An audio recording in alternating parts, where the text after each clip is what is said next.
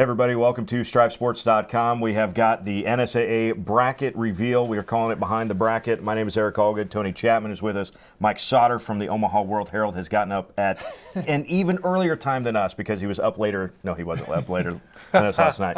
Official brackets from the NSAA literally as they hit send on the official bracket. So we're not going to waste any time. We're going to get right into Class A, but we're going to go A through D6 as they get ready from Nate Newhouse, who's in the other room, who has literally been up all night. He literally did sleep on the floor to now. So let's get to it. We'll show you Class A right now. And one seed is Millard West. That one was kind of locked in as long as they won in the last game. So Millard West going to host Pius X in round one. Elkhorn South is going to go to Kearney, so it could be a fun matchup there. Elkhorn South is going to be a tough out, right? Kearney's had a really nice year, 7-2. Looking down a little bit farther on that bracket, the 5 seed is Omaha Burke, and they will play host to Millard North. A great game last night. Lincoln East went out to Grand Island and gave the Islanders in Lincoln. Excuse me. Gave them a tussle, but they will go to Bellevue West now. Then on the other side of the bracket, Millard South locks in as the 3 seed, so they will host Papillion La Vista South. Grand Island, with that win, does get the 6 seed. They will host Southwest.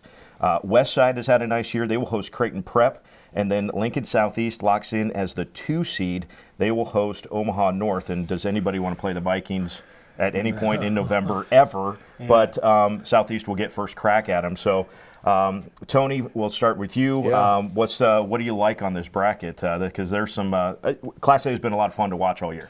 Yeah, I think Mike would probably agree. I think you've got anywhere, I think teams 1 through 10 probably could make a case for, if they get hot, they could win this. They could win this whole thing. Obviously, Millard West has had such an impressive regular season. I really like what they've done. But I think Omaha Burke, Millard North, that's a Week 8 rematch. Mm-hmm. If I'm not mistaken, Westside Prep is a rematch, and Southeast Omaha North even is a rematch too from earlier in the season. Grand Island Southwest is a rematch. There's a lot of rematches there in the first round. I'll be curious to see how this plays out, if there's even any upsets in the first round, because this top 8 are strong. Maybe Elkhorn South over Kearney. Yeah, that 8-9 is probably what you're looking at, and that's always in a bracket is for an upset. But Millard North's playing really well. You don't want to play them late in the year. North and Southeast will be kind of a dogfight, I think. North's playing a little better coming down the stretch here, and like you said, Westside already beat Prep this year. Bellevue West looks like they'll be on a mission, and boy, if it's Burke and Bellevue West, that'll be fun in the second round, if it is. So like you said, Millard West is just, they've had a fantastic year. Pius gets in, and I think this is like their 34th time in a row or something like that, making the playoffs. Like all of them, right? Yeah. Since the NSAA has been around. It's been a while, so. Well, we know one thing: a lot of football at Buell Stadium in the playoffs. They could have double headers all the way to the finals if Millard South and Southeast got the 2. So, but you could have two weeks of double headers at Buell, which would be pretty fun. Millard West has been so good.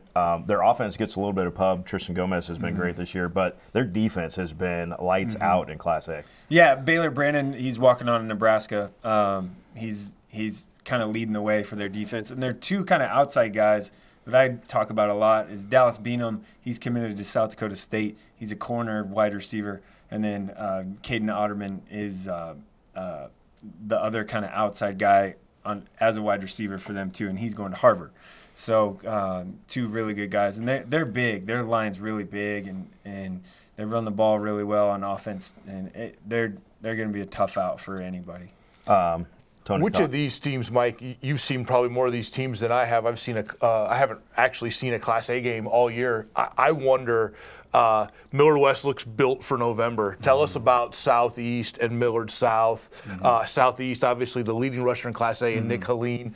Where will those two teams? Where do you slot them as far as being built to win maybe a bad weather game or something like that? Southeast for sure is. Their line is their strength, both offense and defense. Xavier Trevino, he's walking on in Nebraska, also kind of leading the way for them on the line. But he's really good. Their line is their bread and butter, and they're really good. So they're built for November, like you said. And Omaha North teams have always been like that too. Yeah, so absolutely. That's a neat matchup. And same thing, Millard South built that way as well. Running the ball with Isaiah Harris, and behind that line you have Cole Herbolsheimer, Jack Nicolaisen, Bo Wint, all leading the way kind of on the line. So that's a fun kind of, if they make it to the semis, if the seeds hold, that would be a really fun game. But watch out for Grand Island at 6 there. They did it last year, right? Yep. They came through. So I think that same exact spot too, and they played Right. Millard South in round 2. So Right. it's a little bit of familiarity there. And then West Side Prep. This will be a rematch. Avante Dickerson, Grant Taggy for Omaha West Side. Do you like how they're playing despite the loss to Millard South? Yeah, they had that one loss. They were rolling. Cole Payton's one of the best quarterbacks in the state, left-hander, tough kid. Had a tough night against Millard South on Thursday, but they handled Prep the first time. Mm-hmm. You got to expect, just based on that score, that it'd happen again. Dickerson is a heck of an athlete. Grant Taggy's good. Weideman is a really good possession receiver for them, too. Kobe Bretz is a guy. He got second in diving last year as a sophomore. He's a junior safety wide receiver for them. Nice combo. He is. He's got them all. He's glad you're here. He's way good. So he's really good. And then Kate Haberman leading kind of the charge up front, and has a scholarship offer from South Dakota State, and he's just a junior. And he was runner-up heavyweight wrestler in Class A 2 years ago, and last year made it to the semis and got third or something like that. So he's really good too. We know Friday night at Omaha West Side it will be shorts weather. Eric Always. Allgood. Mike Lucas will be there in his shorts, and he'll be ready to go. He had shorts on Thursday night, and I was like, man, you're crazy. It's 30-some degrees. There will be no pants in the playoffs for the Warriors, so that'll be no pants or jackets, right? By the way, now I have seen the full face mask. but still just the polo and the shorts. Superstition, he said. Yep. Well, whatever works. At this point in the playoffs, we got to go with it. I think it's a perfect segue into Class B, knowing that Mike Lucas ran York to a state final run there a couple of years ago in the shorts. So. Yep. So let's take a look at that Class B bracket as we get it put up there. Scottsbluff is the 1 seed. What a fantastic season they've had this year and last year, and pretty good the year before that, and pretty good the year before that. New coach this year, but things have rolled on for the Bearcats. They will get. It's got to be the shortest trip for a first-round matchup with Scottsbluff, like a Scottsbluff involved game. This has got to be the shortest road trip. Alliance at Scottsbluff. They right next to them. Norris gets to host Mount Michael Benedictine. Number 5 seed is Ron Colley, who wants to play against Jack Dotzler in the playoffs. Nobody, but Plattsmouth will get the first crack at him. Northwest will host Lexington in that 4 versus 13. On the other side, it's Waverly, the 3 seed. What a year they've had. What a game they had against Scott a few weeks ago. Waverly will host Gross. And then you've got Hastings at home against McCook, who McCook probably gave Scottsbluff, score-wise, about as good a game as anybody else has this year, really. And Bennington, the 7th seed, they will host Seward. And then Scott Catholic, who has been on top of most people's rankings all year, is the 2 seed. Because it's all math, remember that. The seeding is all math. There's no selection committee. There's no selection math. committee. Yes. Yes, Nate Newhouse stays up all night, but it's just doing math. It's not picking teams. No, Scott's the 2 seed, and they will host Blair in that first round. So we've kind of thought, I think a lot of people have, if they've watched B all year, that Scott and Scottsbluff may be on a collision course, and math-wise we could get that to the finals, but a whole lot of good football to be played before that. Yeah, here we go. I think Nate's first stressor of the day was this tiebreaker in Class B. The three-way tie for the last 2 teams in. Beatrice loses the tiebreaker to Alliance for the 16 seed, and it actually came down to, if you can believe this, Brush, Colorado was only 3-5. They did not play 9 games. So Alliance's opponents were 41-39. And Beatrice's were 41-40. Wow. So by winning percentage, that's how that tiebreaker went down that we had earlier this morning. So and then there was also a tiebreaker for the 5-6 seed that Roncalli wins over Hastings. So I think some intriguing things here. Northwest defense possibly against Jack Dotzler in round 2 is going to be fantastic, I think. And I think McCook's learned a little bit, and they're going to come to Hastings. I think this is an interesting rematch from week 1. I'm not ever shoving any chips in against Jeff Gross in the playoffs. So I think this is going to be a really interesting class. And then I think, too, Bennington-Seward, that game might not get over till 11 o'clock. Here's two teams that really want to chuck it around. Yeah. Nick Bone from Bennington is a leading passer in all classes. He's up over 3,000 yards. And then Seward has just done a really good job this year. And I think their loss is Seward, if I remember all the playoff teams as well. So that'll be a really good game in Bennington, I think. Seward's schedule the last 2 years, like the losses that Seward has had have been to like the top 4 teams in the class each year. Like somebody from Seward's going to be calling Nate and going like, what do we got to do here? I know they've lost to Waverly and Northwest, and so that's going to be a good one there. And I think Norris Mount Michael, that'll be an interesting one. Ty Twarling at Norris has done a great job in his first year there, so that'll be an interesting game as well. Right, and the thing I look for is if Scott Waverly matches up again in the semis. Matched up last year, kind of a classic game. Their game this year was tough. I think they matched up 2 years ago, too, in the semis, if I'm right. I might be wrong on that one. And then that Bennington-Seward game is super intriguing. Tyler LeClaire is a really, really good athlete for Bennington to go with Bone. Gabe Nicely has had a really nice year for Seward, kind of coming along here after being a little dinged up earlier in the year. So that's and then you have Linz on the line there for Seward. So that's a pretty intriguing matchup. And you're right, that McCook Hastings, you're like the first game of the year when Hastings beat them. Everyone, I know I was like, whoa, they must be pretty good. So we'll see if they can come back and get revenge on them, but. Northwest and Roncalli, you have, if that's the matchup, you have two really, really good quarterbacks going at it. Yep. And that Northwest defense is for real. Saw it last night with you, Tony, and they're very good.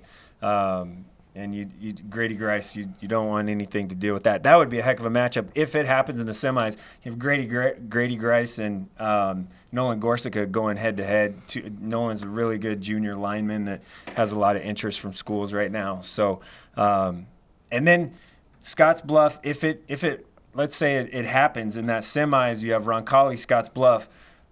Remember last year? Yeah. Roncalli went out there. Roncalli went out there and hit them. So, I mean, and we're up and winning, and then Jack breaks his arm, Dilser breaks his arm and all that stuff. So that could be a revenge thing. But getting Northwest that defense is, I'm telling you, like, they're for real. Yeah, Northwest, game 2 or game 3 of the season when they played Scotts Bluff, I was at that game. It was 18-13 for Scotts Bluff.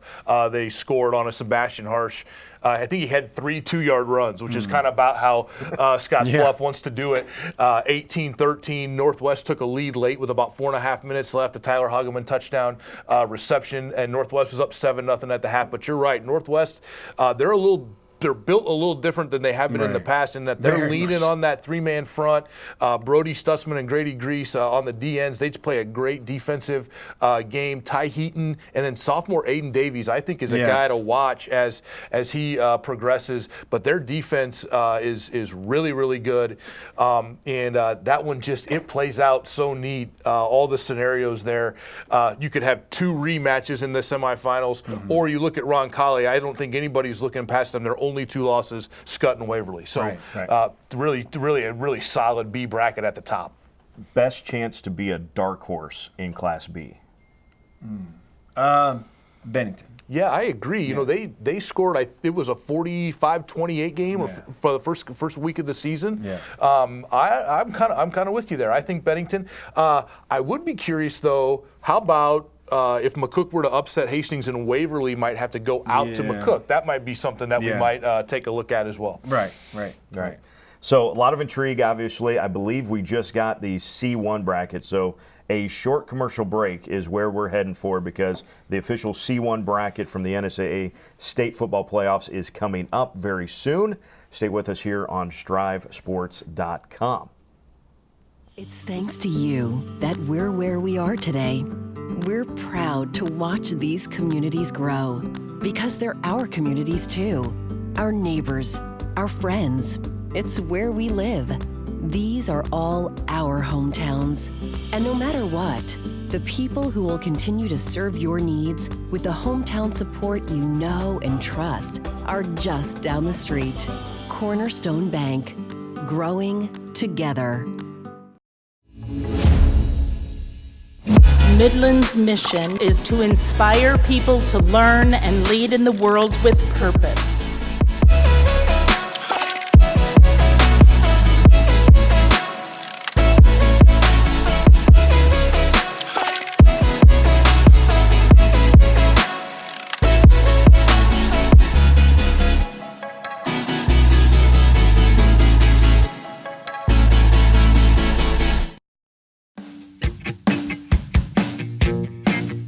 Daniel Macintosh. I work for Truck Center Companies Columbus, and I'm a technician. I've always been interested in being a mechanic and working on stuff. I actually learned about this job through a friend, and he said it was a great place to work, so I decided I would apply, and I love it. It's good pay and good benefits, and I like my hours that I work. I like my weekends and stuff that I get off or my days off. And the other technicians in the shop were really good about answering any questions and helping out anytime I needed help. They also sent me through the TAP program in Omaha, and that was a lot of help as well. I learned a lot going through that program. I would highly recommend this job to some younger kids or some like high school students or even some other techs that have been doing it for a while.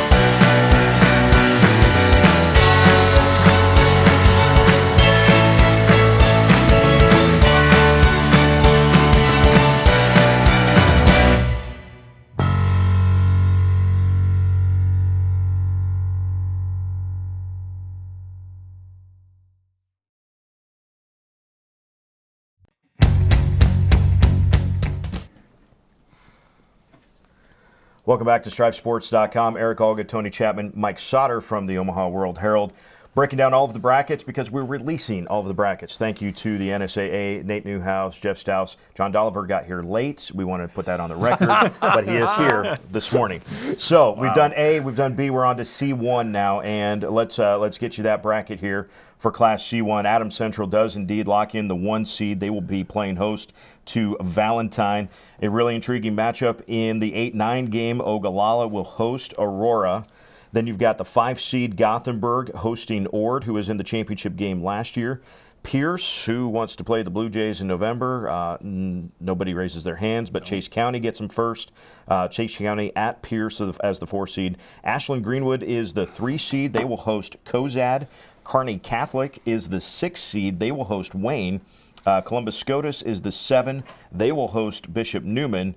And Boys Town at Wahoo as the 2 seed are the Warriors. So Wahoo, the 2 seed, Adams Central, the 1 seed, coin flip. We got all of these tiebreakers again, and we should probably mention that all of these tiebreakers are not laid out here in this office. They're laid out with member schools and how do you want to order your playoffs. Yep. And we got through all of those tiebreakers that are all voted on, and it comes down to a coin flip.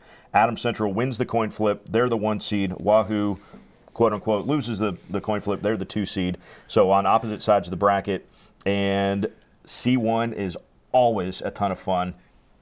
This one's going to be a lot more fun. Did Adams Central win? Yeah, quote unquote win. Yeah. Because there's Pierce at the 4 seed, and actually, Aurora's the 9. And I totally think Aurora as a 9. I have them ranked 4th in our NEB Preps rankings. I think they're that good. I saw them play Adams Central on the first game of the season. So if there's a rematch there, you might see me on that sideline. So intriguing little top 4 teams there in that bracket. Gothenburg and Ord just played, I think, an overtime game on Thursday for the district championship. So that'll be an interesting rematch. And Pierce, man, the law firm, I call them, Ostrich, Tinker, Freeman, the 3-headed monster in the backfield. They're really good. And, it seems like to me Ashland Greenwood as a 3 has been not talked about all season. And all they did is win. Their quarterback is a heck of a player. And then Wahoo down there, I think they probably have the best line. We've been talking about lines for 3 brackets now. I think Wahoo might have the best line in the class. And so this is interesting, and a lot of familiar faces in Wahoo's path to the final there. So really interesting. And I think Wayne, coming off a big win last night against Bishop Neumann, maybe they're a team as a road team that could go to Kearney Catholic and possibly get a win. This is a really good bracket, full 1 through 16. Like you said, winning the coin flip, you're not sure if you really want to win that. Wahoo, I saw earlier, and Aurora, I saw that game earlier this year, and Aurora wasn't fully healthy. And Coach Peterson said, hey, we're going to get better like as the year goes on. They're very dangerous right there in that 9 spot. So with you on that, Wahoo is great. Trevin Lubin is really good running back. Yep. Really, really good running back. Their line's good. And Coulterman's a really, really good linebacker for them, too. Thomas Waito, a quarterback, and like him a lot. Ashland Greenwood's the team, like you said, no one is talking about. Yep. I think they're pretty good. Yeah. Can they be a dark horse at the 3 seed? Right, exactly. It feels like it, right?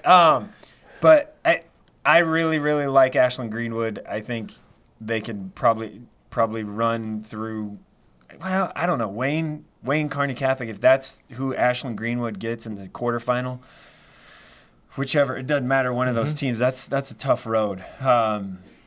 But Cal Jacobson's a really good wide receiver for them. And Bryce Kittrell is one of the better running backs in the state, no matter the class or grade or anything. So Ogallala playing Aurora is fun. Clayton Murphy at quarterback's really good out there at Ogallala. So we'll see just how good they are. A lot of times it's like, who'd you play? So we'll see on that one. The one thing with Ogallala that I keep going back to is one of their losses is to Kearney Catholic, and you had Aurora beat Kearney Catholic 45-10 in week 2, and Aurora is in the midst of, they challenge themselves, right? So it was Adams Central, Kearney Catholic, Wahoo, Grand Island Northwest to start the season. They're ahead of Grand Island Northwest 9-8 going into the fourth quarter of that game. So Aurora has tested Wayne 7-2. Their losses, Wahoo and Pierce. Right. So here's a team By that a could, total of 89-0. right. But Yeah, exactly. And I think that just speaks to how good I think maybe these top four teams are. That semifinal night, if all four of those undefeated teams are playing, that could be special. Adams Central, Evan Johnson is really smart, a great player. You know, he broke Matt Masker's completion record and Scott Frost's yards record. Right. But what they do is, again, line. Cole Granstrom, I think, is one of maybe the other better linemen in C1. I saw them play Kearney Catholic last week. It was 24-0, and Kearney Catholic had 6 yards and a turnover. And, I mean, it was over. And then we had to sit through an hour-and-a-half rain delay. But, I mean, that thing, they came out, and, I mean, it was over. So, I know you get something else on your mind there. Yeah, Scotus Newman is that game went two-point conversion. Two-point conversion at the end of the game. Tyler Palmer didn't play last night, and him not playing for Scotus was a huge. I mean, he makes such a difference for them. He's a really nice player, good athlete, and all that. So that Newman-Scotus game is kind of a fun little rematch. Yeah, that'd be a fun one to see in the first round, and then the winner of that plays Wahoo, and those were all district games. Yep. You know, if Wahoo can get by Boys Town, I guess I should say. Yep. So those were all three were all in the same district. So I guess I kind of gave you guys, can we call Ashland Greenwood a dark horse as the 3 seed? Probably. But outside of the, how about a little bit farther down, and I'm not giving you, anybody is giving Pierce as a dark horse to make it to Lincoln. Outside of that, anybody that could make things really interesting for a bracket? We talked about it, but Aurora at 9 is I mean, they're. And I'm not. I don't know that I'd count Ord out based on their run last year. Right. A lot of those guys are back, and they just played Gothenburg, so it's not like they're going to be afraid of playing Gothenburg in that 5-12 game. And boy, if Ord were to beat Gothenburg, then they'd play Pierce again. Then that was a semifinal matchup last year. So there's all sorts of like. Next Friday in C1 is going to be awesome. Yeah, it'll be fun. It is going to be a whole lot of fun. Before we're just about ready for C2, real quick, we just want to go back through Class A and Class B. So we're going to start with Class A and show you this again here in just a second. But the Class A bracket does have Millard West on the top as the 1 seed. They're hosting Pius X. Kearney as the 8 seed. They are hosting Elkhorn South. Omaha Burke is the 5 seed. They will be hosting Millard North. Bellevue West the 4, and they will be hosting Lincoln East. Remember, these are not selection committee brackets. Math. It's all math. And Bellevue and who West you is the played 4. And your schedule and all that. And how good is the opponents that you've played all year? The 3 seed, Millard South, they've been great all year. They get Papillion La Vista South in the first round. Grand Island will host Lincoln Southwest. Omaha West Side will host Creighton Prep. And Lincoln Southeast is the 2 seed. They will host Omaha North in round 1. Now we can go to the Class B bracket. Mike, turn your phone down, man. Yeah, come on. My computer. Somebody's tweeting at Somebody's Mike Sautter tweeting or us? something. No. That'd be great. In Class B, the 1 seed is Scotts Bluff, and the 16 is Alliance. On the other side of that bracket, the 2 seed is Omaha Skutt. They will host Blair. Now we'll go back to the top of the bracket. The 8-9 game is Norris hosting Mount Michael. The 5-12, Roncalli will host Plattsmouth. The 4 seed is Northwest. They will host Lexington. The other side of the bracket, then, you've got the 3 seed of Waverly hosting Gross. You've got Hastings hosting McCook. Seward goes to Bennington in the 10 versus 7 game. And like we said, Omaha Skutt is the 2 seed as they take on number 15, Blair. So, Marcus, are we ready for C2? And we don't have this in front of us, Nice. so we're going to literally go. grab it There you go. hot off the press. And the C2 bracket, are you ready for this, folks? It does indeed have the Sutton Mustangs as the 1 seed. Again, Surprise. It's all math, but the way it shakes out, Sutton, the 1 seed, they will host U10. Battle Creek is the 8 seed. They will host Archbishop Bergen. Love it. BRLD taking on Wilbur Claytonia. You talk about a team built for November. That would be the Wolverines. Both of them. Of both, right? North Platte St. Pat's, the 13 seed, they will go to North Bend Central. I like what the Tigers got up there. We'll get back to those. St. Paul is the 3 seed. They've been really good all year. They host Centura. Shelby Rising City goes to Aquinas. District rematch. Centennial is at Doniphan Trumbull. And then the 2 seed is Oakland Craig. They will host Hartington Cedar Catholic. Rematch. Oh, boy. C2 going to be, a lot of fun. All we need to know about C2 is a couple of years ago, UTAN as the 16 seed got all the way to was it the final or the semifinals? I don't know, and here they are again, and they got to go to Sutton. So people see Sutton at 8-1 with a couple other 9-0 teams, and they wonder how that happened. A really good schedule. What you'll notice with Sutton, they beat Wilber-Claytonia district champ. They beat North Platte St. Pat's district champ in the non-district portion, and then they also played Kearney Catholic, who's the 6th seed in C1, which as well is additional points for them. So Sutton as the 1, I think is tested. They beat Doniphan Trumbull, who's the 7, and this is a really interesting bracket. Oakland Craig down there, they had Hartington Cedar Catholic down 50-0 in the break week 2. They've played really well, but BRLD, we'd kind of maybe written BRLD off, and then that was a great game last night, 40-30. So this is going to be an interesting bracket. Yeah, Sutton at the 1 with Jackson Perrion he's 1,100-yard rusher. He's really dynamic running back. It's surprising that they got that because I think everyone thought Oakland Craig was going to be it after winning last night, and the 1 seed. But they're good. They really are good. And Oakland Craig, like you said, at 2, their defense is really good. I saw him earlier. This year, a couple weeks ago, and they just handled Fremont Bergen. So that they're very good. And then North Bend Central is the team that, like, I don't know if I want to play that. Brecken Peters is a fantastic linebacker. He's just a junior. I think he's one of the better players in all of C2. They're very good. They're probably sort of like, I guess, your dark horse here if you want to have one, and then if it's a 4, they can't really say that. The 1 team, though, Centennial, their 3 losses were at the beginning of the year. They're playing way better now. Devin Breeze is phenomenal, speed guy, all that. I really like him as a running back. So they're the kind of team that, I mean, if Oakland Craig plays them in the second round, that's a tough one there. So, and just how good is St. Paul, right? Like, that's a lot of questions for a lot of people on the east side of the state. Yeah. Just how good is St. Paul? Because no one, I guess, really knows that. But we talked about that. I'm here to tell you, Eli Larson is a dude. Yeah. He's 6'1", 215, and he's going to come right at you and run you over. They've got a really strong running game and a great defense. This game against Centura, Centura's in the round of 16 for the first time, I think, since like 1989. Wow. Great job by Corey Bowling and the staff up there. They, of course, have Ty Rule, who kind of splits time between running back and quarterback in their kind of power spread attack. I watched Centura play Wood River a few weeks ago, but St. Paul beat them 57-7 in week 8 for the district championship. Yeah. So that gives you an idea of where St. Paul is. And so this is going to be, I mean, this is a bracket. Centennial, you talked about them. Those 3 losses in a row were Battle Creek, Sutton, Aquinas. Right. So, and then they've actually got a win against the 4 seed, North Bend Central, since they've had those 3 losses. So that's a tough spot for Doniphan Trumbull. But Doniphan Trumbull, Griffin Hendricks, their quarterback, who's the quarterback for UTAN, has been at DT the last 2 years. So this is a tough spot for Doniphan Trumbull. But I saw them play Sutton, and that was a game that went basically all the way down to the end. Sutton scored with about, I'm going to say, 8 minutes left to kind of seal that one. And Sutton, man, they knew who they are.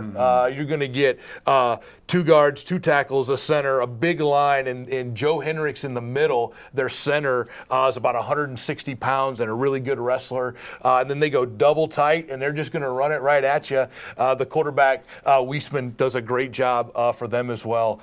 I think UTAN, this is going to, you're not going to ever count UTAN out of any game. Eager, I think, is 4th in the state in rushing. So, it's going to be a fun bracket. And Shelby Rising City Aquinas is a rematch of Thursday It is, night. right? Yeah. So. And Aquinas really, Shelby Rising City 6-0 start, and now they've lost 3 in a row in that tough district. So you see if they can bounce back against Aquinas. Last year, the C2 bracket looked really fun, and then it ended up kind of going chalk pretty much, at least to the semifinals. But 2 years ago, we saw a UTAN team that lost the first 3 games of the season. Their first victory came by a forfeit. Yeah. And then they won out and Ran won the the whole table. darn thing Yep. and beat Centennial. Then, of course, Centennial wins it last year. So, yeah, Oakland Craig's fantastic on defense. Sutton is just, this is going to be like, I love them all. Has there been a better state championship game than that Centennial Norfolk Catholic game was last year? I mean, that was really fun. This bracket, boy, where do I go? I'm going to a C2 game on Friday. I'm just going to lock that in right now, and it depends on if I'm going to go to St. Paul or if I'm going to go to Doniphan. I think Doniphan Trumbull Centennial might be the pick, and I think you should drive down to Sutton. I think I should and go watch make that a one. big trip to Sutton to watch Sutton and UTAN. Yeah, I think I can handle that. Mike, you go to Buell Stadium. I'll probably give be us at some Buell double Stadium dips. right here. Yeah, that's good. That's good. All right, so there's the 11-man brackets, A through C2. We've got them all. Should we recap again? Let's recap again, shall we? Let's go back up to Class A just so you can see that one When more you're time. in B, could you just say spinner back really quick? Since Scotts Bluff, Spinner back. Jacob Hull, Yes. the number 1 seed, has the spinner back. They run a little, they still run that little single little single wing, a little pistol single wing kind of thing. It's Well, fun. it's not the same thing then. I know, but it's good. All right. Class A, Millard West is the 1 seed. They host Pius X. The 8 seed is Kearney. They host Elkhorn South. Omaha Burke will play at home. Millard North is the opponent in round 1. Bellevue West, again, reminder that this is all based on math. Bellevue West is the 4 seed. They play Lincoln East in round 1. The 3 seed on the other side of the bracket is Millard South, hosting Papillion La Vista South. Grand Island will play host to Lincoln Southwest. Creighton Prep will go to West Side in round 1. That's the 10 at 7.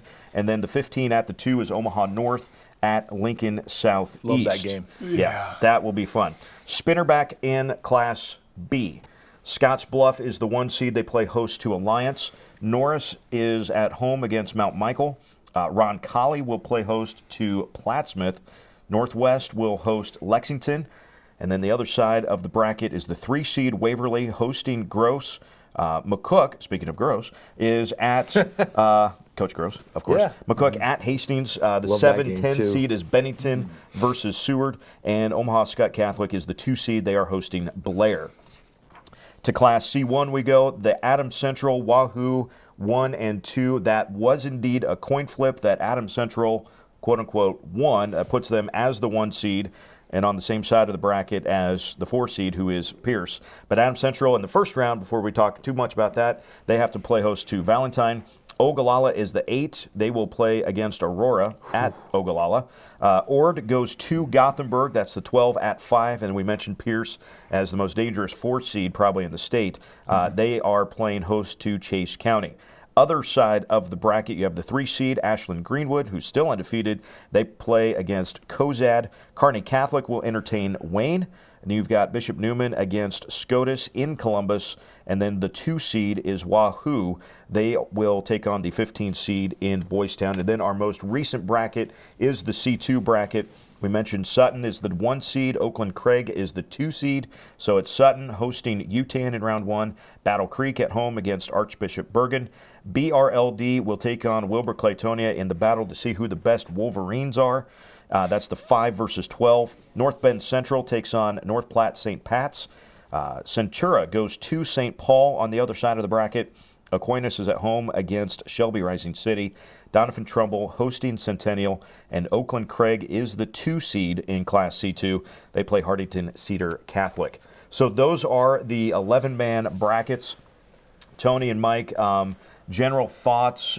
We kind of said where we might be traveling to for that first Friday night, but real quick, maybe a quick favorite in all of the classes. Oh, I knew you Yeah, would make me do that. I'm going to make you do it. Yeah. I'm gonna make you do it. In A, You go first. You're gonna let me go.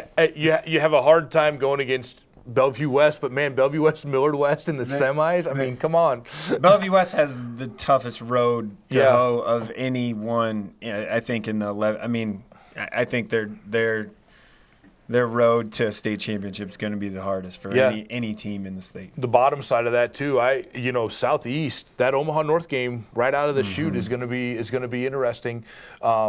Because North has improved since they played the last time. So that'll be interesting. I'm not going to go against Bellevue West, even though they're the 4 seed. You talked about Pierce being a dangerous 4 seed. I think Bellevue West might also qualify as a dangerous 4 seed. So, but I truly think, Mike, if you went down all the way to seed 6 or 7 at Grand Island and Westside, you could see, I think, any of the top 7 seeds in Lincoln. Is that fair? Yeah, that's way fair. Yeah. Easily. I wouldn't put it past Kearney. Kearney would. I mean, if Kearney gets Kearney's up Northwest. Yeah, they were up 13. Yeah. I mean, it's a tough road, but Bellevue West offense it's gonna take like a wind, rain, weather event, storm to stop that defense that offense. I mean, it's going to take something Bomb huge. cyclone would do it. Yeah. Bomb cyclone, weather, like inches, feet of snow, something to stop that offense. That offense is ridiculous. The semifinal last year against Grand Island, it's like -10 wind chill, and it's still something a 36-31 high-scoring game.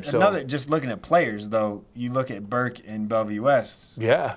Playing each other. I know. Have Watts versus Betts. Yeah. And that's everyone's kind of debate on who's the best player and all that. And they didn't play in the regular season. Yeah, like a little storyline there, if that ends up happening. So, Bellevue West for me is... You might not go to Buell if that game happens. Yeah, I probably won't, actually. Yeah, there you go. Winners in B. Yeah. I mean, Scottsbluff Scott is what a journalist likes. The top 2 teams, they played last year in the state finals. Scott has won now, 22 in a row. Yeah. And I think worthy semifinal opponents if they were to get those rematches in Northwest and Waverly. I kind of pray for chalk, but boy, Ron Colley at that 5 seed, really scary, really scary team. I think as well. So if you look in those top 5 seeds, they've all just lost. All the losses are to each other in the top 5 seeds. Northwest is to Scottsbluff, Waverly's is to Scott, and Ron Colley's is to Scott and Waverly. So I think those 5 teams are kind of maybe a notch above everybody else in the class, and so we'll see how that one shakes out. The matchup, the Northwest Ron Colley, if that's what happens, that matchup, it fits Ron Colley like. They struggle against like power running games, Waverly, Scott. Yeah. They struggle against that. So Northwest has that, but that's with their quarterback. So it's a little different, right? And they do, like last night watching them, they spread it out a little bit. So both staffs do a really good job. In B, until someone beats Scott, you can't pick against them, right? Like until someone's got to knock them off, and no one has in 2 years now. So they're for me they're the favorite until they get beat. Right. C1, you've got Adams Central. The 1 seed is undefeated. Wahoo, the 2 seed is undefeated. Ashland Greenwood, the 3 seed is undefeated. Pierce, the 4 seed is undefeated.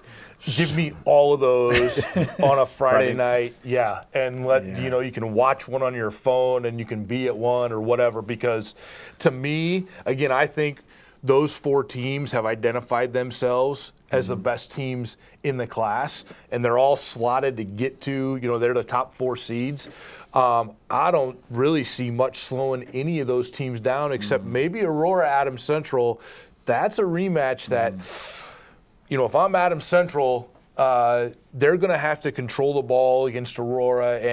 And the thing that I've always been impressed with at Adams Central, I've seen them this year, they start quick, they get ahead, and then they just lean on you. Yeah, and we talk about Evan Johnson. Gabe Conant is one of the top 2 or 3 rushers in Class C1, and again that line, it's going to be line play. Aurora is going to get Ryan Marlatt. They've kind of had him back, I think, the last couple games. He was an All-Stater last year, and so he played in that first game though, so it'll be interesting to see how that shakes out. The top 4 plus Aurora are kind of my 5 there in that class.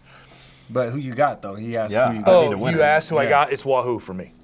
Same. Yeah. They're really, really good. I haven't seen Adams Central live and play live, but for me, Wahoo is probably the favorite.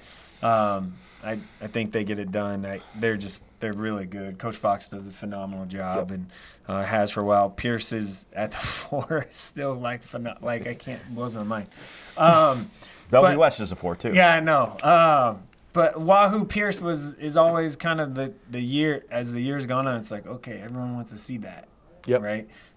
Well, now if you can get by Adams Central Or Aurora. Aurora's out for revenge. I mean, that first game was like, whoa, what happened here? Yeah. Yep.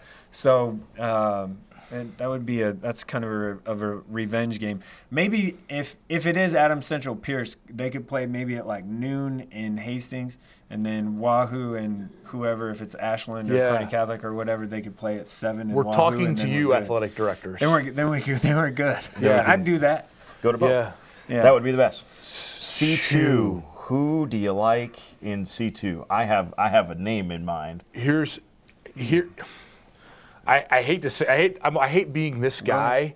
If St. Paul and Oakland Craig play in the semifinals, I feel like that might be the state championship game. That's just kind of where I'm at with it. But if I'm Oakland Craig, I'm not sure I want to play Centennial, have to go to Centennial in round 2 if they were to upset Donovan Trumbull, which I think is completely possible. Those are two really similar offenses. That's going to be a 31-24 kind of game, I think. St. Paul, I just got St. Paul Aquinas in round 2. That game might take like an hour and 40 minutes. I mean, there's just so many. Looking ahead, there's just so many good matchups. I kind of actually, I think, like Sutton coming out of the top of that thing. BRLD maybe would be my my sleeper there. And then, if the bracket were to hold and say BRLD were to maybe upset North Bend, then they would get a host that semifinal against Sutton if things played out that way. Battle Creek has won 8 in a row. Their loss at the opening game of the year to Shelby Rising City, so they're hot. It's gonna be interesting. Give me Oakland Craig in C2. Oakland Craig is really good. And I even have them ranked behind St. Paul, and I'm kind of I don't know. They're man. really good. I don't know how anyone beats them. Honestly, I haven't seen Sutton. I've seen North Bend Central. I've seen Shelby Rising City. I've seen Bergen. Oakland Craig is what they did to Bergen 2 Friday nights ago. I was like, okay. You have scars. Yeah, still. we're good. Yeah. Mike still wakes up in the middle. No. They're really good. Coach really well, and Wyatt Seagren's a really, really good athlete for them. So I think they're my favorite pick to at least get to Lincoln and win it all. The coaches in this class. So Very many good. great dudes. Yeah. You can just rattle them off, man. Right. Yeah. North Bend's that sleeper, though. I'm telling you, they're You saw them pretty against good. GICC. I saw them an against overtime game. I saw them against GICC, and I tell you what, nobody's mentioned this name. Cody Prohaska has intercepted a Mike ball Sautter. to win Yeah. a game like 3 or 4 times. He this did year. it against Shelby. He won the game. And then he game did winner. it again. Clincher, I guess. Last night. Yeah, I think you're right. And he did it against GICC. When it comes time to do it, Cody's your guy. Big time. Just saying. So what we've got is all of the 11-man brackets. They are on the NSAA website. We have got them as well. And we have got to take another commercial break because the 8-man brackets, hey, we got 32 teams in D1. A little bigger to build those. And in D2. And I see Jeff and Here Nate they come. walking right now. So that means D1 and D2 are moments away. Stay with us. This is Behind the Bracket Live on StrifeSports.com. Midland's mission is to inspire people to learn and lead in the world with purpose.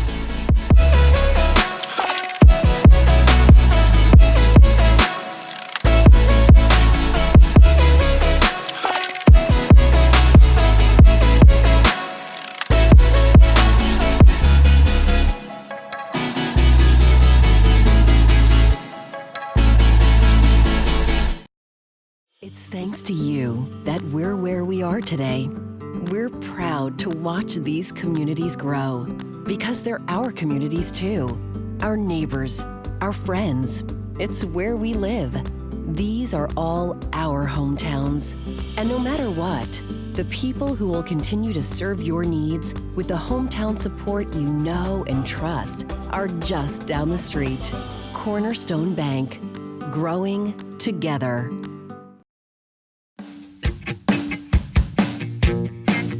Daniel Macintosh. I work for Truck Center Companies Columbus, and I'm a technician. I've always been interested in being a mechanic and working on stuff. I actually learned about this job through a friend, and he said it was a great place to work, so I decided I would apply, and I love it. It's good pay and good benefits, and I like my hours that I work. I like my weekends and stuff that I get off, or my days off. And the other technicians in the shop were really good about answering any questions and helping out anytime I needed help.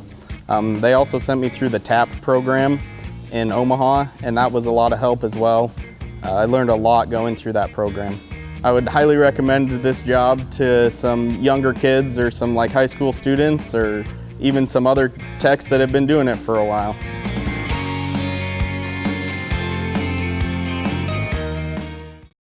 It's thanks to you that we're where we are today. We're proud to watch these communities grow, because they're our communities too. Our neighbors, our friends. It's where we live. These are all our hometowns. And no matter what, the people who will continue to serve your needs with the hometown support you know and trust are just down the street. Cornerstone Bank. Growing together.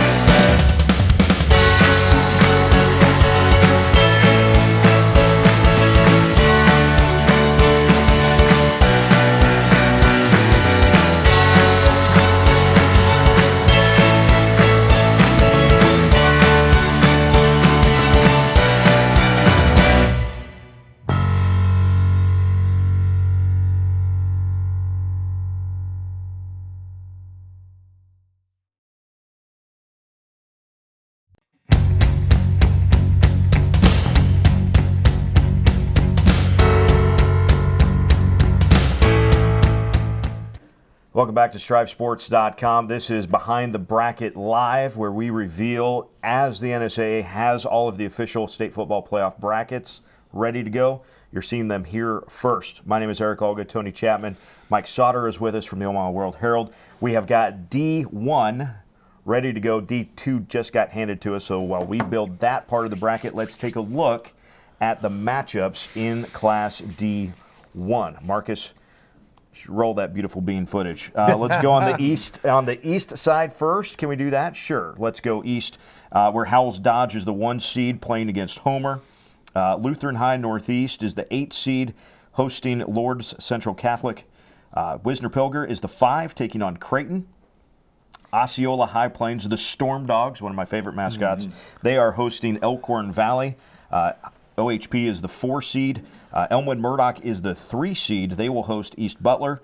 Southern is the 6. They host Tri-County. Cross County, which are not the 2 counties next to each other, by the way. Cross County hosting Laurel Concord Coleridge. And the 2 seed in the East is BDS. BDS, they will play host to Guardian Angels Central Catholic. Because it's a 32-team bracket. Let's start with these matchups first, Tony. BDS is a 2, Howells Dodge is the 1. If you want to find me 8-man programs that have a better pedigree than those towns/schools, I will be open to suggestions. No one gets extra practices like Howells Dodge and BDS. They're freshmen or sophomores, they're sophomores or juniors. You get it? You follow? So by the time they're seniors, they've played an extra season. Kids. Yeah, that basically is how they do it. You know, the last BDS group of seniors played 50 games in their career.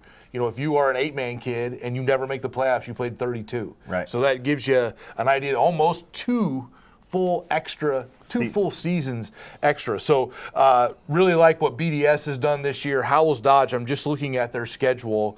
They played, out of their 8 teams, they played 6 playoff teams, and Wakefield, who's 7-1 and is ineligible for the playoffs. So I think Howells Dodge is probably going to feel pretty comfortable with anybody that kind of comes in their way. A couple that catch my eye on this one. Creighton, the 12 seed, the defending champion, 5-3. They battled injuries against Wisner Pilger. I think that's a game Creighton can win as the 12. I really like how Osceola High Plains has come on. Early losses to, I think, Ravenna, who's ineligible for the playoffs, and Fullerton, who's the 2 seed on the other side. We'll get to that. That's a rematch with Elkhorn Valley. That was a really good game. I think like 52-45 or something there. So Elmwood Murdoch, East Butler. I think Cross County is coming on. They beat Exeter Milligan Friend last night 70-12. They gave BDS all they wanted. It was I think a 16-12 game at halftime, and then it turned into 38-20. So Cross County, I think, is a team that at 4-4, they're definitely they're a little bit dangerous. This East bracket, though, really to me, it screams BDS and Howells Dodge in the semifinal, and everybody else kind of get out of the way and let us watch that one on a Monday night, right? How about this? Only 1 team with a losing record in the entire bracket. That's something. Which is pretty rare. I mean, honestly, it is in 8-man. Yep, that is rare. Because you're taking 32, and you're exactly right, Mike. So. I don't even know what to say about this one. I just think, BDS. I think they were unranked to start the year because they lost to Osceola High Plains in the first round last year. They had a big senior class, and here they are. They beat Elmwood Murdoch, what are they, the 3? The 3, yeah. They beat them the first game of the year, and then it's just been kind of, okay, hold on, here we go. Yeah, hey, man, they're really good. I saw them play Southern. You saw them play Southern, yep. Yeah, and Mick and Kleinschmidt and Borzakovsky, those 3 are really good. Mick and Kleinschmidt are fantastic running backs, safeties. I'm sorry, is this 2019 or is it 1999 or is it 1985 or 1970? Right. It doesn't change much. I think this is the last Mick. I think Aaron is in. I think he's the last one. I don't know. We'll see, but it doesn't change much. No. But those 3 are kind of super difference maker guys, and Mick and Kleinschmidt at running back they're way good. I'm pretty excited for those guys. That's a good matchup, and like you said, BDS Howells Dodge is I think going to be a pretty classic kind of matchup if they can get there. Yeah, you don't want to play Creighton, I don't think, which is on BDS, which is on House Dodge's half. I'm just looking at Creighton lost to Wakefield in the opener. Again, Wakefield's ineligible for the playoffs. I'd love, by the way, while we're here, I want to get Wakefield and Ravenna, and we'll stream the thing. Can we just meet somewhere and let's play? But I like and see what happens. Yeah, West, and then Creighton lost recently. I think they're banged up at quarterback a little bit. North Central got them in week 6, and then West Holt got them in week 7. So be interested to see how they bounce back if they're healthy, because I think Wisner Pilger.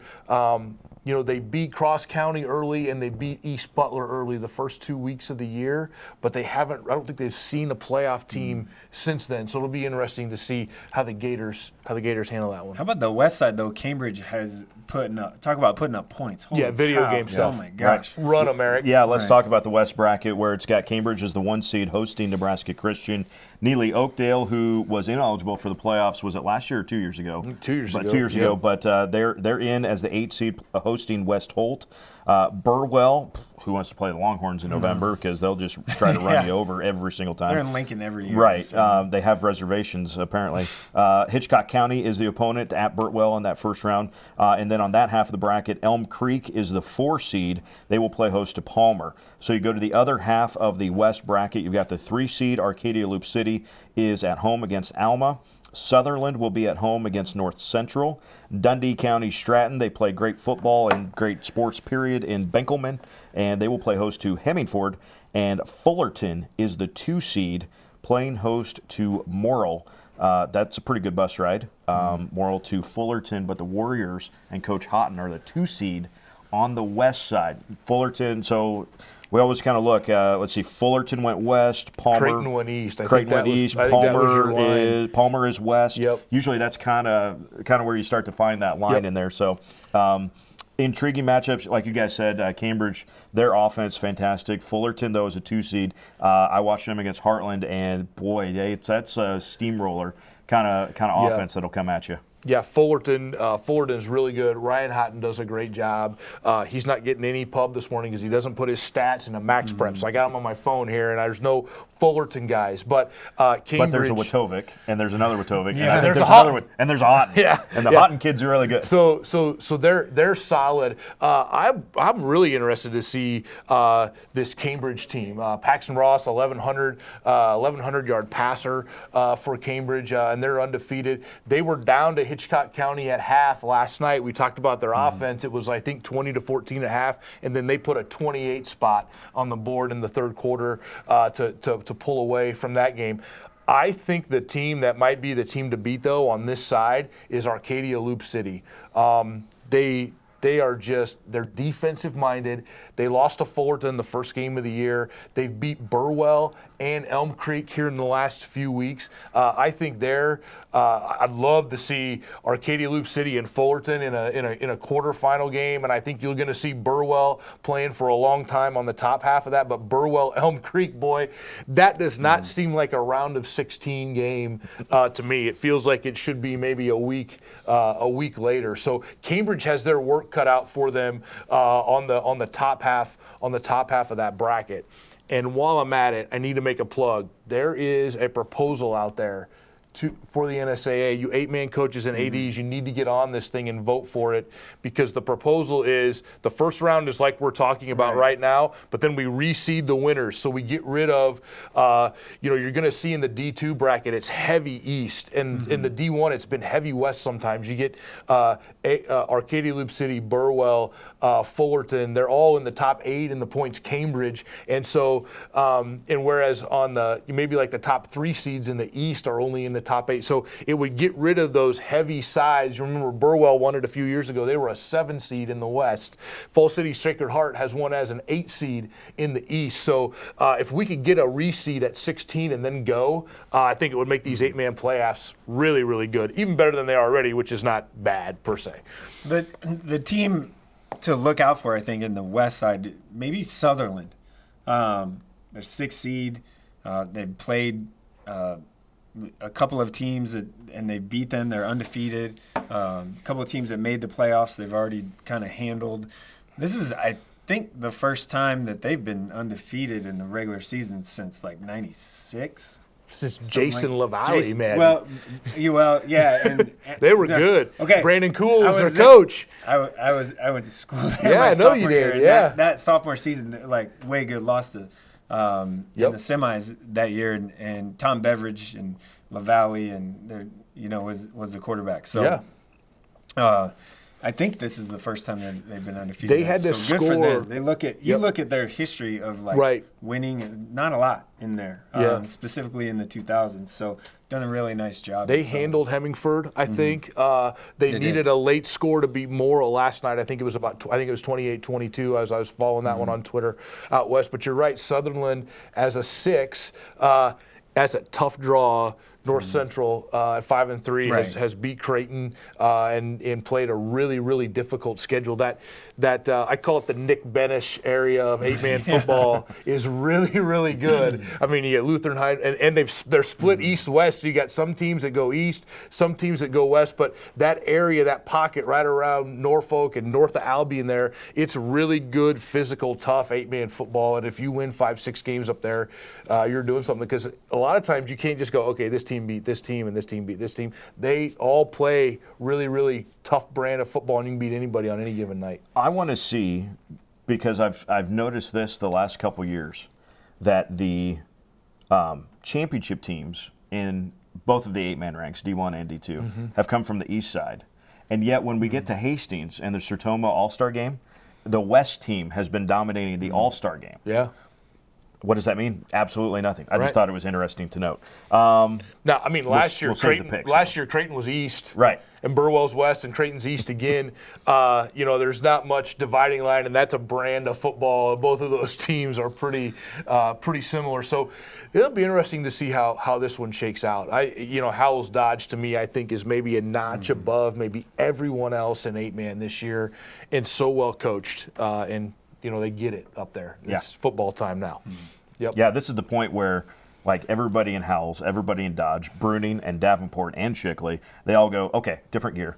And they all understand what that means. And the other thing we've got to talk about with Howells Dodge is they maybe have beat already the second best team in 8-man in Wakefield, who's not even in these playoffs. So when you've played 6 playoff teams, there's not much that the focus will be there. This will be interesting, but they did play Lutheran High Northeast. That could be an interesting second round game. Yep. So that's the D1 bracket. I think we're getting closer to D2, so perhaps we have time for a little bit of a break, and we will come back with the D2 bracket. Now, we also, maybe this will give ourselves a little extra time. There's a little snafu with the with the D6 bracket. A scheduling happenstance, let's just call it that, means there is still one game in Class D6 that is going to be played this afternoon at 2 o'clock. And it involves Potter Dix and Arthur County. Now, Arthur County is 5-2 and is very much within the top 16 of the playoff points. So, and that is how they are doing D6, by the way, is top 16 in points, no East-West splits, top 16. The districts were only for scheduling purposes. Top 16 in points, you guys are going to the playoffs. Arthur County is within that, but there won't be a completed bracket when we are done with our show. And so what we will do is we will talk about those 16 teams that are in the top 16 in the points in Class D6, but we won't have an actual bracket to talk about. So is that good or bad? We'll see. But the D2 bracket will be revealed very shortly, so stay with us here on StriveSports.com. This is Behind the Bracket Live. Daniel Macintosh. I work for Truck Center Companies Columbus, and I'm a technician. I've always been interested in being a mechanic and working on stuff. I actually learned about this job through a friend, and he said it was a great place to work, so I decided I would apply, and I love it. It's good pay and good benefits, and I like my hours that I work. I like my weekends and stuff that I get off or my days off. And the other technicians in the shop were really good about answering any questions and helping out anytime I needed help. They also sent me through the TAP program in Omaha, and that was a lot of help as well. I learned a lot going through that program. I would highly recommend this job to some younger kids or some like high school students or even some other techs that have been doing it for a while.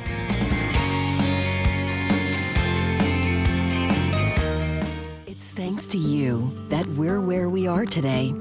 We're proud to watch these communities grow because they're our communities too.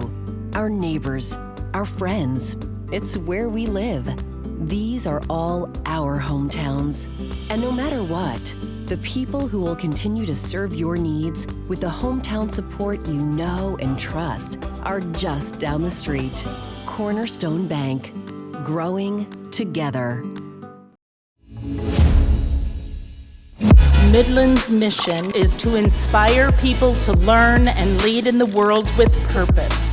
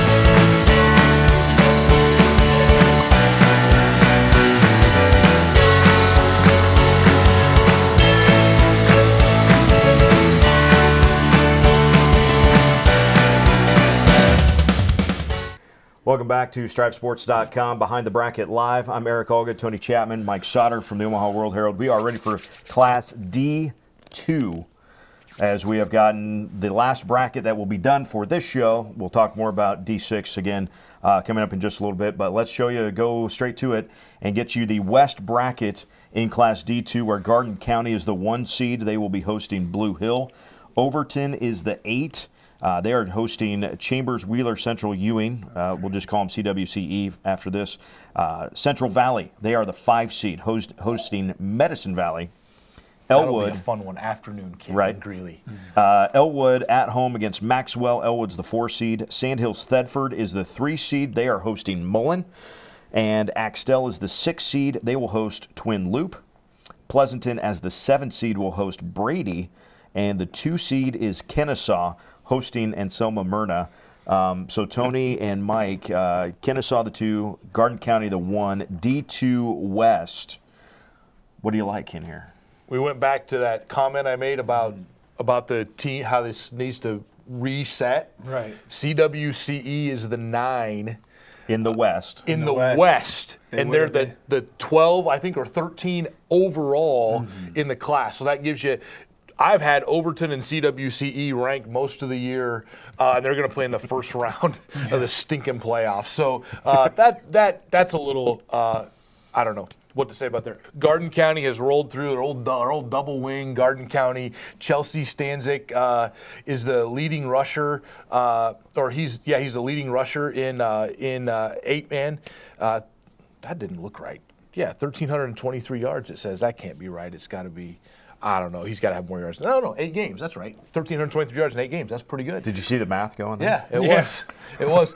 And Kennesaw, Tyson Dankert is a really good athlete for Kennesaw. They were undefeated last year and kind of got they got. Let's see, who did they? I watched them play Riverside, and then they got upset. I think in the round after that to Lawrence Nelson. Yes. So really good teams there. I think.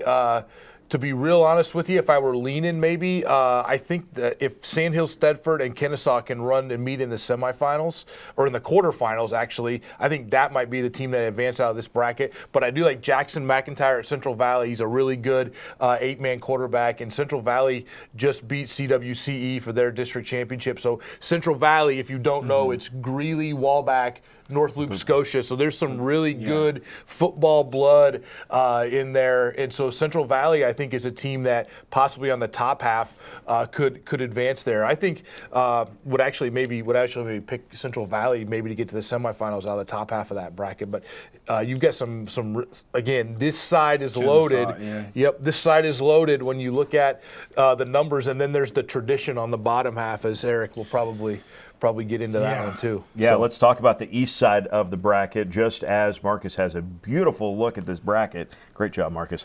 Humphrey St. Francis, you talked about the one of the blue bloods of the 8-man ranks. They are the 1 seed. Bloomfield will be the 2 seed on the other half of the bracket. So Humphrey St. Francis will host Elgin Public Pope John in round 1. Lawrence Nelson, who was in the semifinals last year in the West. They are now the 8 seed in the East, and they will host Allen.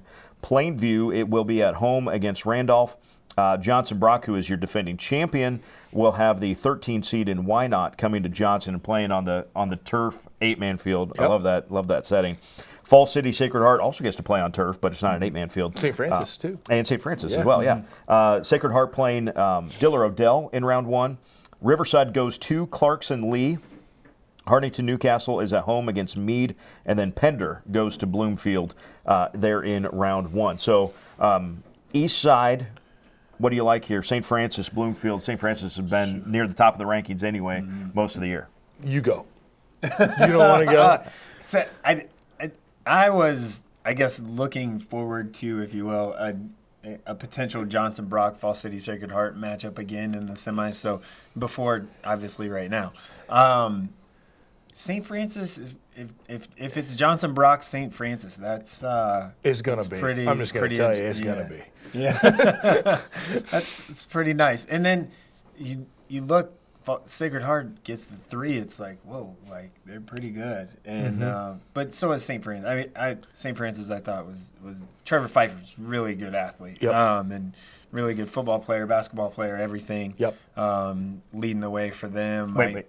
Is there a Pfeiffer, Pfeiffer at St. Francis? Yeah, I know. Okay. I'll just Shocker, right? So he's good, and they're really good too. So if it's St. Francis and Sacred Heart, that's going to be awesome. And if it's, how about Sacred Heart Bloomfield those semis, if the seeds hold here, holy cow. Yeah, right? the quarters or the East semis will be really good. Mike, talk to us about Tyhan just a little bit from Johnson Brock. He's one of those rare 8-man athletes who could be a Division I player. Basically doing it all for them this year. Yeah. They're 6-2. They're lost to Sacred Heart, right? And Elmwood Murdoch, who's in the D1 playoffs. Yeah. So really good player, obviously. He's one of my top athletes in the state, no matter the class or grade or whatever. Has an offer from Wyoming and Northern Iowa. We'll see. I think he's kind of holding out for something from Nebraska. I think Nebraska probably wants him to walk on. He has told me, him and his dad have told me he is not walking on at Nebraska. So that's not going to be an option. They could have changed their mind, but that was like a couple weeks ago. So, being an 8-man kid, the last time an 8-man player from Nebraska got a power or a FBS offer was, I think, 2012. So it's been a while. And the last time someone's gone to Nebraska was, I think, 2008 or 9 or something like that. So Drew Ott. Yeah, Drew Ott. Yeah. So that was 8 or 9. So and Ott got one real late to Nebraska, and then ended up obviously at Iowa. So that's kind of the history there. I mean, that's a special kind of dude, right? If we're talking about that level. Yeah, I'm really, Bloomfield, you want to give Matt Kuchar a hug, the coach at Bloomfield. Yeah. I mean, they do it the right way. They're a power run game. Braden Eisenhower, their quarterback, it's almost 7 guys blocking. I think I saw on Twitter he had 58 carries against Hartington Newcastle which on is a Thursday record, night. right? Yeah, which is an 8-man record. They have lost, I think, to Fall City Sacred Heart in the quarterfinals like the last 3 or 4 years, and they've been undefeated doing it. So maybe this is last year Sacred Heart had to score late to beat them, I think 18-12 that was a heck of a game. 18-14, awesome. something like that. And so while we want to think that it's going to be Sacred Heart and St. Francis, I think Bloomfield, there's just something about maybe what Bloomfield has done. In Clarkson Lee, I think with losing maybe one of their better athletes, McAvoy, I don't think is playing. But I could be wrong on that. I don't want to misspeak on that. But they have had a nice season at 6-2, and good to see them get to host a playoff game there as the 6th seed, but a tough draw with Riverside, who I think has lost to Central Valley and CWCE and Humphrey St. Francis at 5-3. So they've been tested and they've got good pedigree there. So I'm just waiting for the game times. So I can figure out where I'm going to be Thursday afternoon and then Thursday. Let's go 80s. Let's get Mike Sautter a triple header. Let's do like a 2 and a 5:30. Something to get you 3 places in one. Driving in the same. Let's see. You could go to Johnson Brock, Fall City. Right. Johnson Brock, why not's got to be early. Right. Fall City, Dill Rodell's got to be late. Yeah. Could you sneak in maybe an Elmwood? We'd have to look at the D1 bracket again and see if we could maybe sneak in some Elmwood Murdoch or something. Yeah. And I went to then Johnson Brock 2 years ago. I went to that they played at 2 or something like that in the afternoon. I went down there. Elmwood Murdoch, East Butler, maybe that's a 5 o'clocker. Actually wouldn't be bad. Maybe we can. Well, getting to Sacred Heart from Elmwood Murdoch would be rough. Yeah, that would be tough. Yeah, you wouldn't have a triple header there. Yeah. Yep. But it would be fun to talk about. Yeah. So there is the D2 bracket. Shall we recap everything, and then I think we're ready for the discussion about D6, and we'll get to that discussion here in just a second. But let's go back to the top, and let's go all the way to Class A and show you that once again, where the Class A bracket, the number 1 seed for this year is going to be Millard West. They will host Pius X. 8 seed is Kearney hosting Elkhorn South. The 5 seed is Omaha Burke hosting Millard North. Bellevue West, a reminder, this is all mathematical. Bellevue West is the 4 seed in Class A, and they will play host to Lincoln East. It's your fault, Mike. Yeah. Millard South is the 3 seed. They are hosting Papillion La Vista South. Grand Island at home against Lincoln Southwest. Omaha West Side against Creighton Prep. And Southeast, Lincoln Southeast that is the 2 seed, hosting Omaha North. Class B bracket, Scotts Bluff has been on top of the rankings and on top of the PowerPoints pretty much all year, so they are the 1 seed. Omaha Scott is on the opposite side. They are the 2 seed. Scotts Bluff will host Alliance. You have the 8 seed in Norris hosting Mount Michael. The 5 seed is very dangerous in Roncalli hosting Plattsmouth. The 4 seed is Northwest hosting Lexington. Other side of the bracket, then you've got the 3 seed in Waverly at home against Gross. McCook is at Hastings. Hastings is the 6th seed. Bennington is the 7th seed. They are hosting Seward. And we mentioned Scott Catholic. If Scotts Bluff has been 1, Scott's been 2, or if you rank them the other way around, point-wise, Scott is the 2 seed hosting Blair in the first round. Class C1, Adams Central wins a coin flip with Wahoo for the 1 and the 2 seeds. So Adams Central is the 1 seed, Wahoo is the 2 seed. Adams Central will host Valentine. Aurora, as the 9 seed, goes to Ogallala. Gothenburg will host Ord. Pierce will be at home against Chase County. Yes, that's the undefeated 4 seed in Pierce at home against Chase County. Other side of the bracket, then you've got undefeated Ashland Greenwood, who's the 3 seed at home against Cozad. Kearney Catholic hosting Wayne. Bishop Newman will travel to SCOTUS, and Boys Town goes to the 2 seed. That is Wahoo. On to Class C2 we go. Number 1 seed mathematically, Sutton does come out ahead of Oakland Craig, who got the 2 seed. So Sutton, as the 1 seed, will host UTAN. Battle Creek is the 8 seed. They will host Bergen. BRLD will play against Wilbur Claytonia at one of 4 locations, apparently. Bancroft, Rosalie, Lions, or Decatur. I don't know which one. Lions they go to? They're playing Lions. All at Lions? Okay. Yep. Battle of the Wolverines, the 12 at the 5. The 13 is North Platte St. Pat's. They go to North Bend. And then on the other side of the C2 bracket, you've got St. Paul against Centura. Aquinas hosting Shelby Rising City. Donovan Trouble hosting Centennial. And Oakland Craig, the 2 seed, like we mentioned, they are hosting Hartington Cedar Catholic. To D1 we go. Get you a bottle of water. The matchups, I know, right? This is. I've trained my whole life for stuff like this. Howells Dodge is the 1 seed in the East. BDS is the 2 seed in the East. The rest of the bracket, Howells Dodge against Homer. Lutheran High Northeast will be at home against Lord Central Catholic. Wisner Pilger is the 5 seed. They get Creighton. Osceola High Plains, the Storm Dogs playing host to Elkhorn Valley. Then you've got the 3 seed Elmwood Murdoch playing against East Butler. Southern is the 6 seed. They will play Tri-County. Cross County is the 7 seed. They play Laurel Concord Coleridge. And we mentioned BDS. They will play host to Guardian Angel Central Catholic on that first round. In the D1 West side, then, you've got Cambridge as the 1 seed and Fullerton as the 2 seed. So the rest of the bracket, Nebraska Christian is the 16. They go to Cambridge. West Holt will go to Neely Oakdale. That's the 9 at 8. The 5-12 game is Burwell as the 5. Hitchcock County is the 12. Elm Creek is the 4 seed playing against Palmer. Other side of that bracket, the 3 seed is Arcadia Loop City playing the 14 in Alma. The 6 seed is Sutherland playing host to North Central. The 7 seed is Dundee County Stratton playing against Hemmingford, and Fullerton, the 2 seed, hosting Morrill as they go there in the D1 bracket. And then to the D2 matchups, out west, Garden County is the 1 seed and Kennesaw is the 2. So that means the rest of the bracket says that Blue Hill is the 16 at Garden County. Overton is the 8 seed hosting CWCE.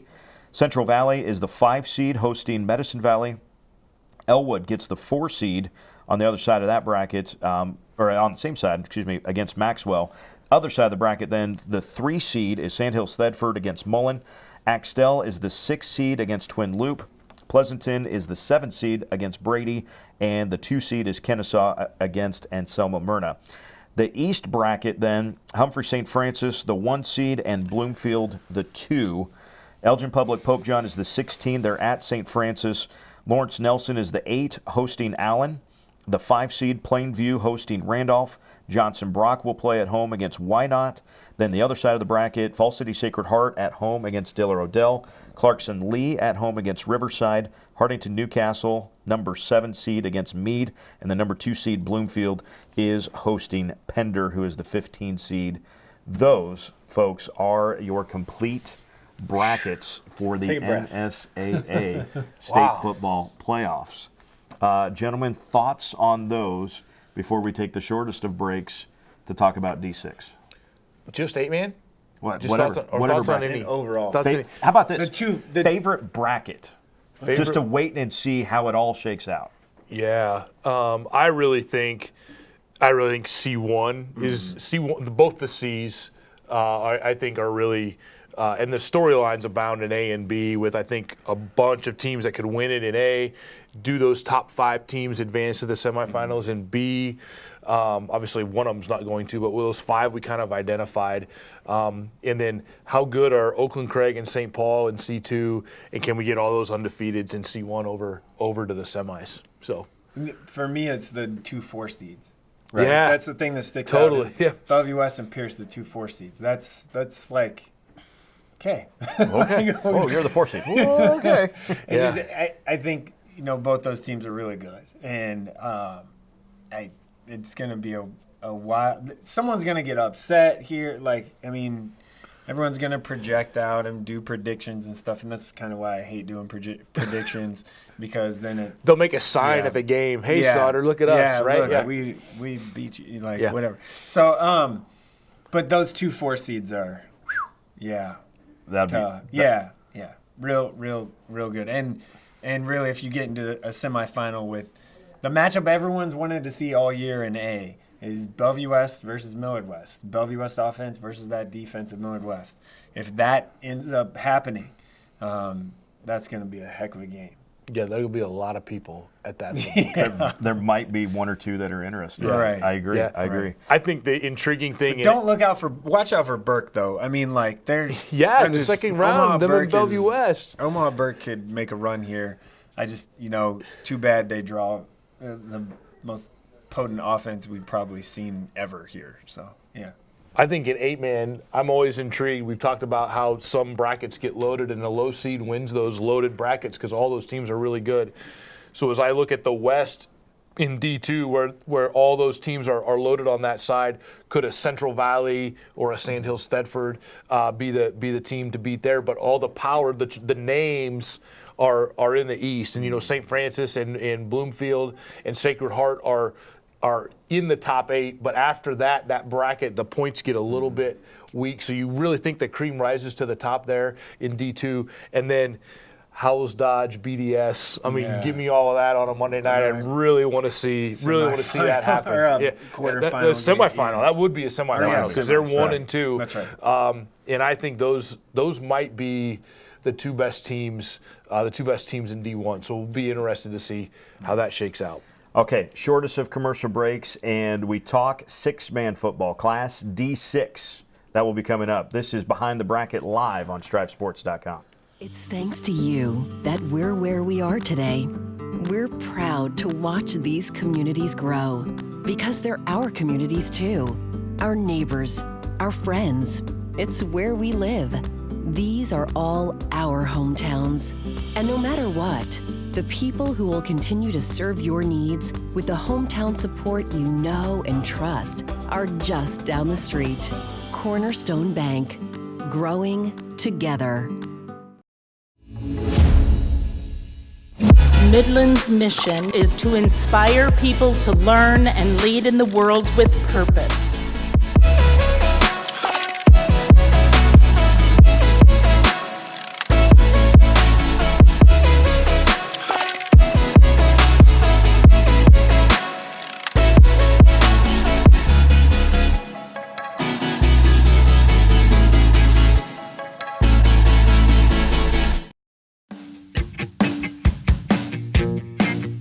Daniel Macintosh. I work for Truck Center Companies Columbus, and I'm a technician. I've always been interested in being a mechanic and working on stuff.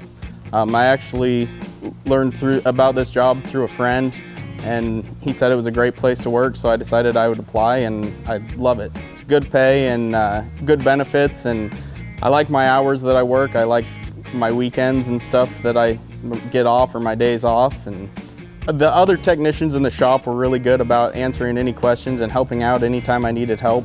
They also sent me through the TAP program in Omaha, and that was a lot of help as well. I learned a lot going through that program. I would highly recommend this job to some younger kids, or some like high school students, or even some other techs that have been doing it for a while.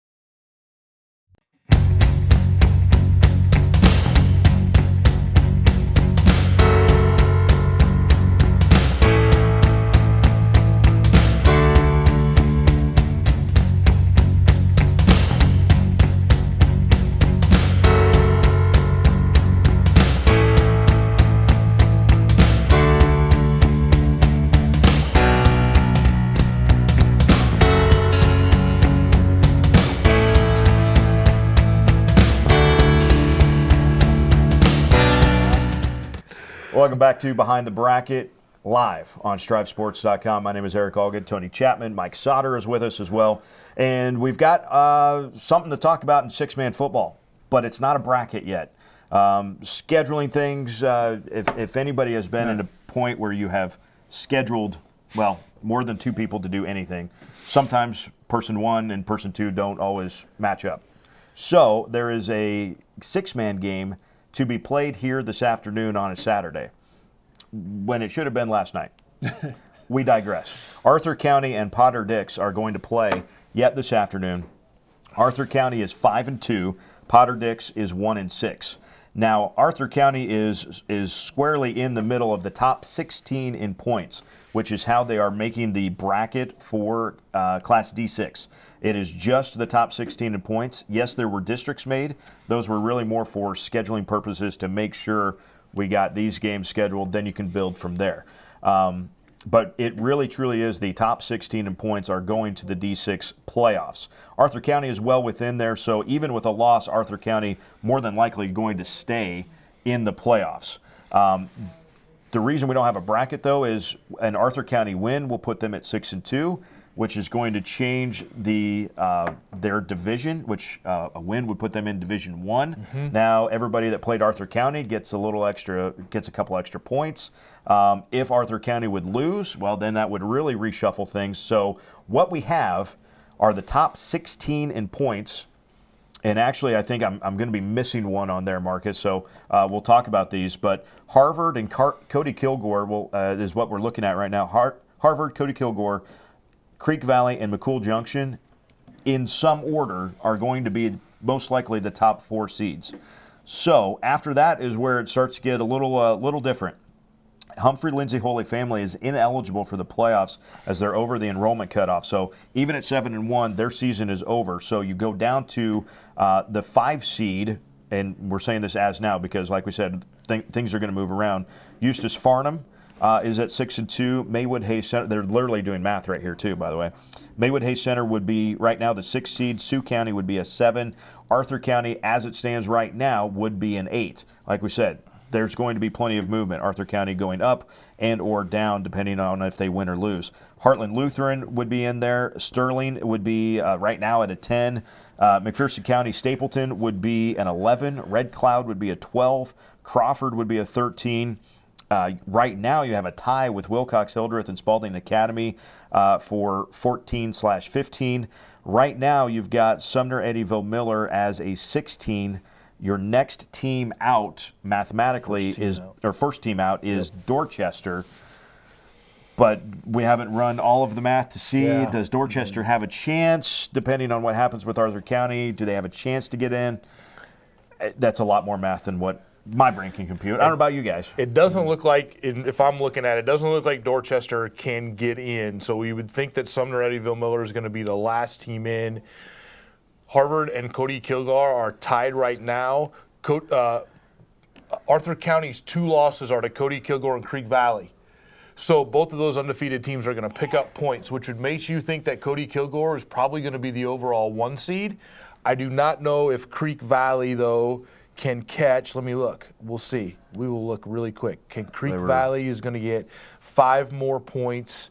They're at 350, and Harvard is at... See, math right here. Math. Harvard is at 355. So it appears we would have a tie with Harvard and Creek Valley for the 2. For the 2. And McCool is locked in, it looks like, to the 4 seed. So, we'd have to go through that tiebreaker, and let's not do that live on the air. So let's it looks like we would have Cody Kilgore and McCool on one side of the bracket, right, and Harvard and Creek Valley on the other side of the bracket, with that tiebreaker not really mattering on who they're going to play. But it does look like Cody Kilgore will advance past Harvard for the 1 seed if Arthur County were to win. And then it also looks like Arthur County, if they win, they're going to be tied with Heartland Lutheran for that 8-9 seed. So that would come down to a tiebreak as to who hosts that game. But it looks like you could lock in your hosts, which would be those first 4 we talked about: Eustis Farnham, Maywood Hay Center the 6, Sioux County the 9, and then the tiebreak. Sioux County the 7. Sorry, yes, right. Sioux County the 7. And then whoever would win the Arthur County Heartland Lutheran tiebreak, they're going to play in the first round. Since I'm an Islander, Heartland Lutheran out of Great Island, their first time in the playoffs, 6-2. Their quarterback Justice Bader leads 6-man in passing. It's really interesting to look at the stats. Like, you have Harvard and McCool, who most people would say are the 1 and 2 in their rankings. Cody Kilgore, Creek Valley right behind them. Harvard and McCool both had at least 1 forfeit, so they've only got or 1 game where they really didn't play. So they've got guys that have 700 yards rushing and stuff, right, and you don't look at, they don't show up in the leaders because they didn't play the full 8 games even. And so it's really interesting. But most would say Harvard's got probably the best offense in 6-man, and McCool probably has the best defense in 6-man.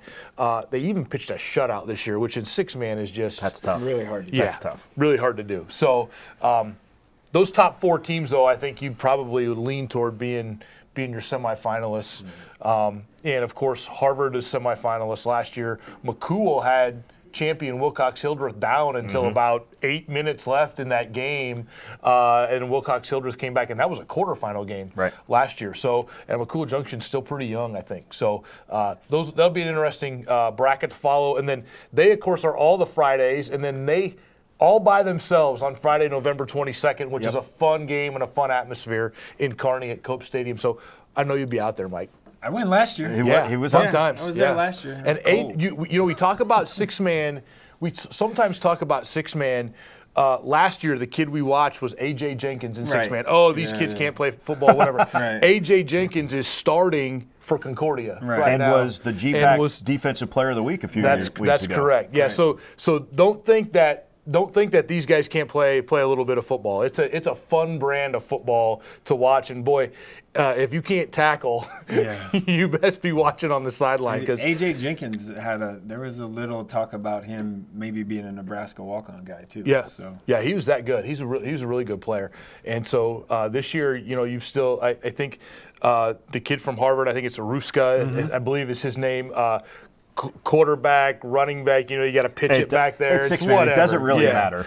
Yeah. So he's probably one of the top players this year in 6-man. Yeah. Yep. So would be neat. I think it'd be fun to see them on McCool if that thing works out. But we got an out west team last year in Hay Springs who gave Wilcox Hildreth a great game. So and Cody Kilgore. Football is a big deal in Cody Kilgore. And they do it right pretty much every year. They're in the playoffs a lot. So be interesting to see how those shake out. Yeah. Awesome atmosphere at Cope Stadium at UNK for the 6-man squads. Talked to, when Riverside was winning 4 in a row there, we were talking to their coach, Joe Imus, at the time, and it's like, All right, Joe. What is this better than playing at the fairgrounds in Spalding? And he's like, yeah, this is awesome. And the kids love this, and it is a big stadium, and it is the the 11-man field, and they mark it down. But that is a really people show fun up for that game though. There was a ton of people. Yeah. Wilcox and Last Hildreth year- and Hayes Springs brought. Yeah. Way more than the town of Hayes Springs with the Hawks last year when they came to Kearney. So it is a really fun atmosphere and a great way to segue into the 8-man and then the 11-man championship games that'll be here in Lincoln at Memorial Stadium. So, how about this note? So if Heartland Lutheran's going to make it, right? So there's 3 of the 4 high schools in Grand Island make the state playoffs. And I think GICC ended 17th or 18th in points at 4 and 5. were they were all ranked at one point. Right. Yeah, they were all 3-0 for the first 3-0 time. at the beginning of the year. Yeah. Yep. Mm-hmm. So 3 of the 4 making the playoffs in Grand So Island. the island Yeah. the playing It's on its own some little ball. island out there. Playing some Yeah. ball. I don't think we've got any more brackets to talk about, guys. You want to run down them all again? No. No, I don't. Nope, already did. Not going to do it again. Thank you. Marcus Shear has been behind our computer and our camera today all day. The graphics, the camera stuff, all of that. Marcus is the man. Mike Sautter joined us from the Omaha World Herald. That's Tony Chapman. I'm Eric Allgood. Jeff Stouse, Nate Newhouse, John Dolliver, he got here late, but he got here. Jay Beller with the NSAA let us come into the office and take over everything and move plants around and this table around so that we could have this show. Thank you, thank you, thank you. Want to say thank you to Midland University, to Truck Center Companies, and to Cornerstone Bank, who are advertisers with us on StriveSports.com.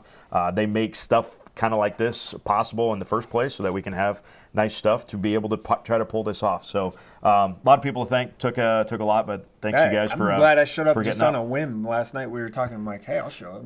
Okay. All right. That'll be fun. Because Mike doesn't have anything else to do today. Right. Why not? This is fun. Why not? Yeah. Sure. Thanks for having me. You bet. We will. We'll probably do this again next year. I don't know. Will we do basketball? Basketball, we should do it. We should Yeah, do that'd something be for fun. basketball. Yeah. I don't know. Stay tuned, I guess. Thanks for watching us. This has been Behind the Bracket Live on StriveSports.com.